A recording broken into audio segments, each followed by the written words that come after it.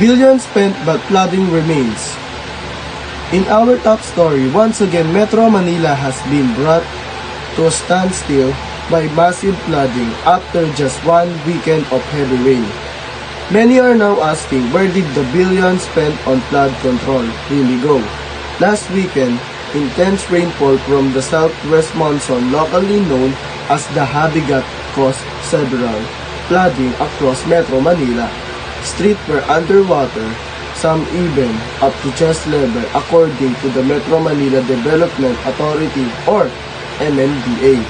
More than 500 areas were affected.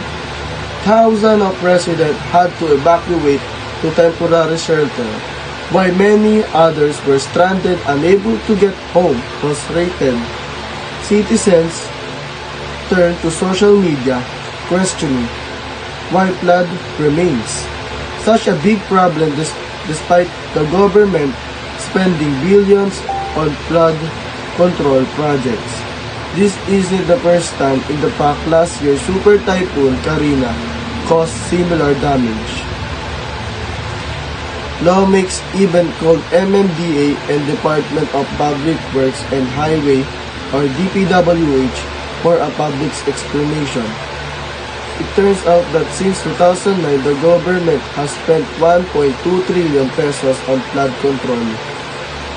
This year alone, 254 billion, that's about 1.4 billion every day, is being used for flood management. But Senator Joel Villanueva say that the results are not felt by ordinary Filipino. Even more surprising, DPWH Secretary Manuel Bonoan admitted during the Senate hearing that there is no single national master plan for flood control.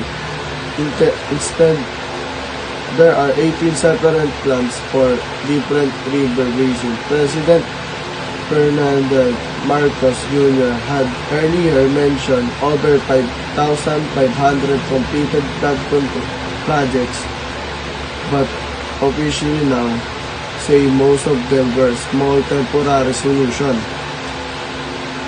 not long-term fix.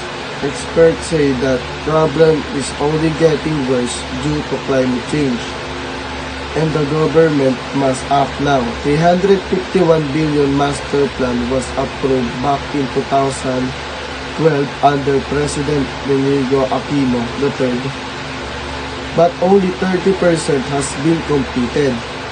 Now, many are wondering, what can the Marcos administration finally finish the job and create strong science-based flood control plan that truly projects Filipino?